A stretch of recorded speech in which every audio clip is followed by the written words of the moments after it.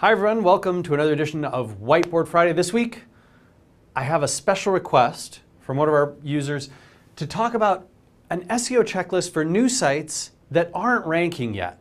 So I've created a new website. I want to make sure that I'm doing all the right things in the right order, that I've got everything set up, and my website's not yet ranking. Well, what are the things that I should be doing and maybe some things that I shouldn't be doing? And so I wanted to create a brief checklist with this Whiteboard Friday. If we find this useful, maybe we'll expand it, do even more stuff with it in the future. So let's run through. You've got a new site that you've just launched. You're setting things up for success. What do you need to worry about? First off, accessibility. What I mean by this is users and search engines both need to be able to reach all of the pages, all the content that you've created on your website in easy ways. And you need to make sure you don't have any sort of dumb mistakes that can harm your SEO. So these are things like 404s and 500 errors and 302s instead of 301s, duplicate content, missing title tags, thin content where there's not much material on the page for the search engines to grab onto, maybe for users as well. Two tools that are great for this. So first off, Google Webmaster Tools, which is completely free. You can register at google.com/webmasters, and the SEO Moz crawl through the SEO Moz Pro web app, also very useful when you're looking at a new site. And we sort of built a bunch of features in there that we wish Google Webmaster Tools kept track of, but they don't. And so some of those features are included in the SEO Moz crawl, including things like 302s, for example, some thin content stuff. So that can be quite helpful. Next up, keyword targeting. So this makes some sense that you have to choose the right keywords to target. So what I want to have is, if gobbledygook, probably an awful keyword for anyone to be targeting, no search volume, just bad choice in general. But right, we want to be looking at, do these have good search volume? Right? Are some users actually searching for them? You might not be able to target high value terms because you're also looking for low difficulty when you're first launching a site. Right? You don't want to necessarily shoot for the moon. Maybe you do on your home page or some branded page, some product page. But for the things that you want to target and you want to work on early, short term, right? Maybe some content that you've got, some of those feature pages for the product or service you're offering, and you think to yourself, I'm not going to be able to target, gobbledy, which is, that's really tough. But maybe gobbledygook, that'll be easier. And so you could look at search volume, the relevance to the website. Please, by all means, make sure that you have something that's relevant, that's actually pulling in searches you care about, and low difficulty. If you've got that taken care of, you've got your keyword targeting. Content quality and value. If you have a bunch of users coming to this page and they think to themselves, this doesn't really answer my query, or yeah, maybe this answers one portion of it, but I wish there was more detail here, more video, more images, maybe a nice graphic that explains some things, a data set, some references to where they got this information, not just a bunch of blocks of text. Maybe I'm looking for something that describes a process, something that explains it fully. If you can do that, if you can build something remarkable where all of these people change from, what's this, to, oh, you know what, instead it's, I am happy. I also am happy. This page makes me so happy. Yay, I'm going to stick my tongue out. If you can get that level of enjoyment and satisfaction from your users with the quality of the content that you produce, you're going to do much better in the search engines. And search engines have got some really sophisticated algorithms that look at true quality and value. You can see Google's gotten so much better about putting really good stuff in results, even sometimes when it doesn't have a lot of links or it's not doing hardcore keyword targeting. When it's great stuff, they're doing a good job of ranking it. Next up, design quality, user experience, and usability. This is tough. Unless you have a professional designer, you have a professional design background, you almost certainly need to hire someone or go with a very simple, basic design that's very user-friendly, that when you survey your friends, survey people in your industry, survey people in your company, survey people in your ecosystem, that they go, yeah, this looks really good. I'm very happy with the design. Maybe I'm only giving it a 6 out of 10 in terms of beauty, but an 8 out of 10 in terms of usability. I understand the content of the site. It's easy for me to find things and they flow. There's really no point in ranking unless you're nailing these two, because you're not going to get many more customers. People are just going to be frustrated by the website. There's a few tools you can use on the web to test these out. So 5-second test, Feedback Army, Silverback app, all of these are potentially useful for checking the usability, user experience of the site. social account setup. Because social and SEO are coming together like never before, right? Google is showing +1s and things that people share by default in the search engine rankings. Bing is showing all the stuff that's been shared on Facebook and they're putting it above the rest of the content. Really, really pays to be in social. And social signals help search engines better understand or better rank things, as well as having this nice second order effect on user and usage data, on branding, on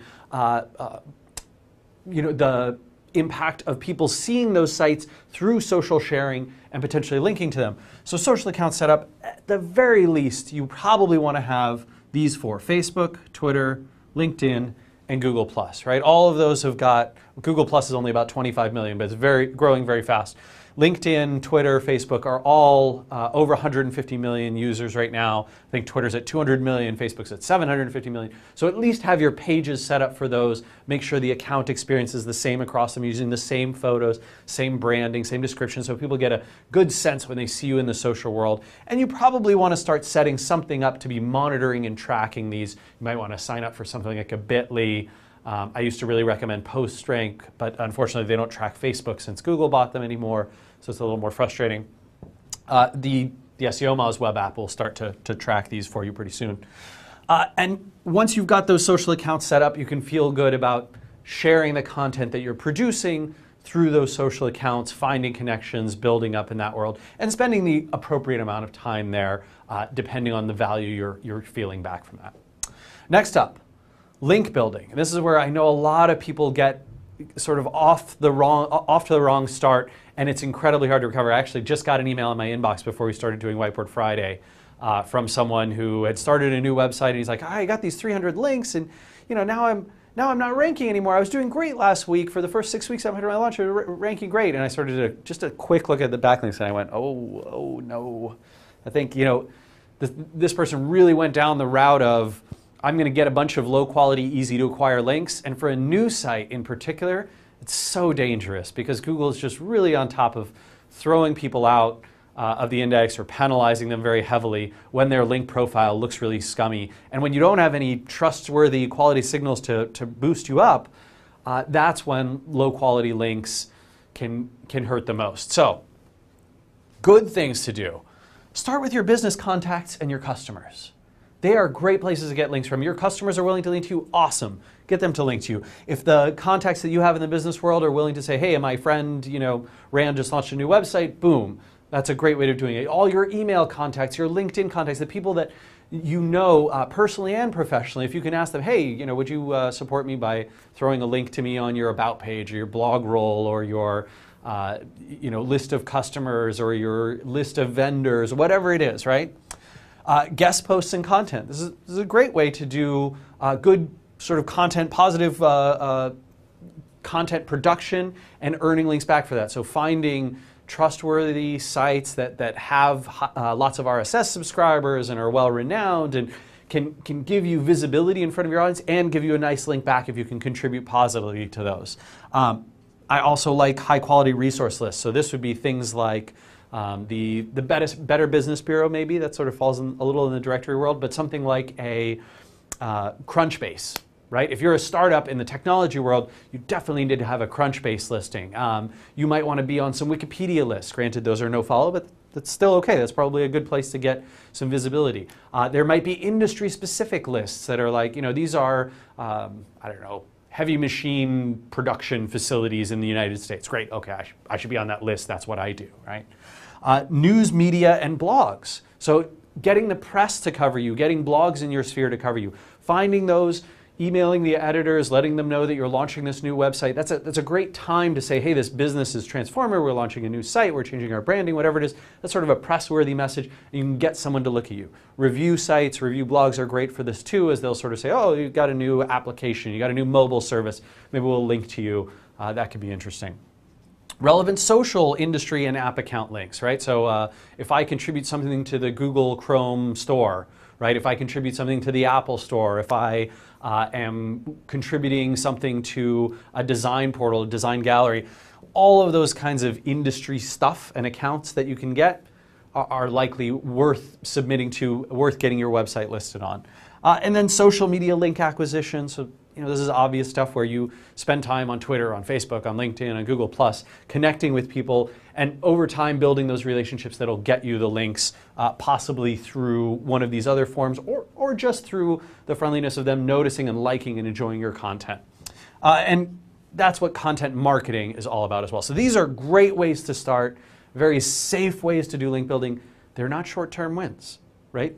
These almost all of them require at least some effort, some investment of your time and energy, some creativity, some good content, some authenticity in your marketing, versus a lot of the stuff that tempts people very early on. They're like, oh, sweet, I have a new website. I need to get like 500 links as soon as possible. So I'm going to try things like reciprocal link pages, right? I'm just going to put up a list of reciprocal link partners. I'm going to co-contact a bunch of other firms. They'll all link to me and we'll all link to each other. It'll be a happy marriage of links. No, it's not. It's not a wonderland.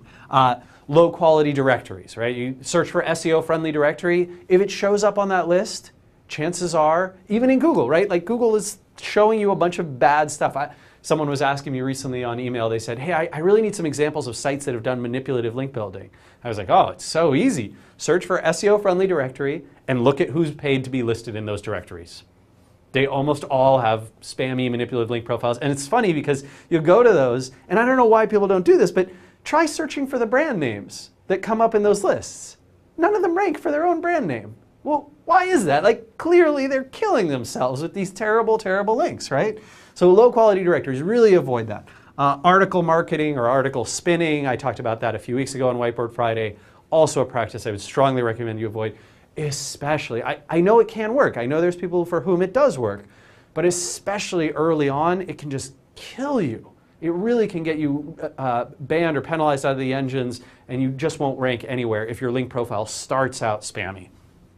Paid links is another obvious one. Forums, open forum spam, so kind of going across the web. Oh, look, here's a guest book that's open, forgot to put no follow. I'm going to leave a link there. Oh, here, look, it's a forum that accepts, registration, and they forgot to close their no follow off. Anyone can leave a link. Even things like do follow blogs, right? Do follow blog comments. Man, it's really risky. Because they're linking to bad places a lot of the time, and it's usually manipulative people who have no intent to create something of value for the search engines. They're merely trying to manipulate their rankings. And whenever you have a tactic like that, it attracts people who have nasty websites, and then Google looks at those and goes, okay, they're linking to a bunch of nasty sites. Well, I don't want to count those links, or maybe I'm even going to penalize some of the people that they're linking to. That really sucks. And then link farms, right, which is essentially setting up all these different systems of links that point to each other across tons of domains that are completely artificial, that link for no human reason or no discernible human reason, and are merely meant to manipulate the engines. This type of stuff is very, very dangerous when you're early on. If you've already built up a good collection of these types of links, you're much safer. But you do have some risk in those first 3, 6, 9 months after you've launched a new site around doing wrong things on the link building front. And getting yourself into a situation where you're penalized. And we see a ton of that through SEO Moz Q&A. I get it in email. You see it on the web all the time. So be cautious around that. And hopefully, this checklist will help you get your site to a nice established place, and you can keep doing some great marketing and eventually win the internet. I wish you good luck with your new website. Thanks so much. Thanks for watching. See you again next week for another edition of Whiteboard Friday. Take care.